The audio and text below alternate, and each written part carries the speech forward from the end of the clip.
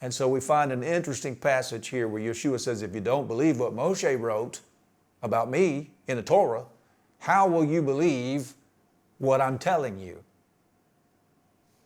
John chapter 5, verse 45. Do not think that I shall accuse you to the Father.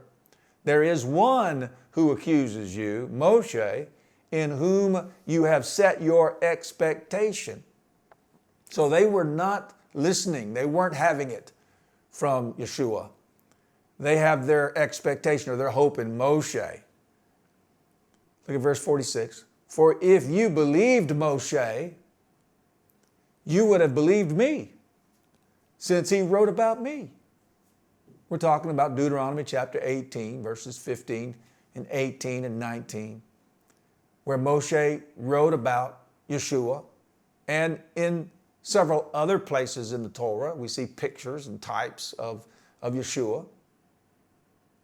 Verse 47, but if you do not believe his writings, when he wrote about me, how shall you believe my words? See, to be able to believe Yeshua's words, you have to believe his witnesses. And Moshe is a witness to Yeshua.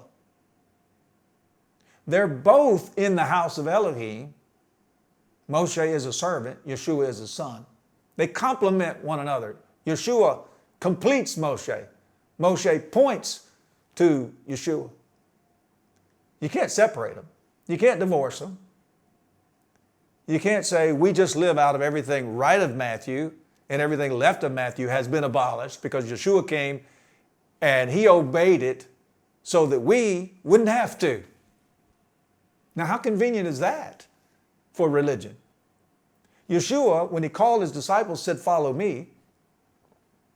He lived a perfect life of obedience. He never sinned. He obeyed the Torah completely and fully, righteously. He never missed the mark.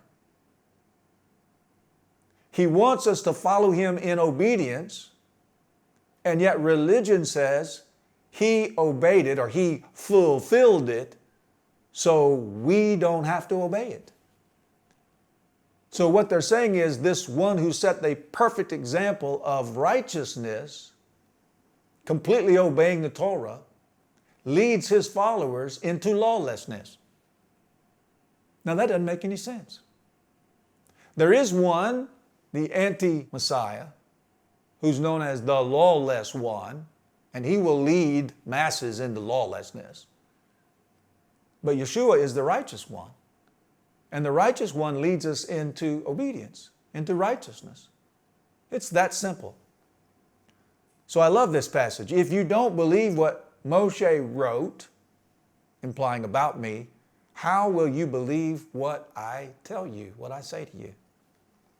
Something serious to think about.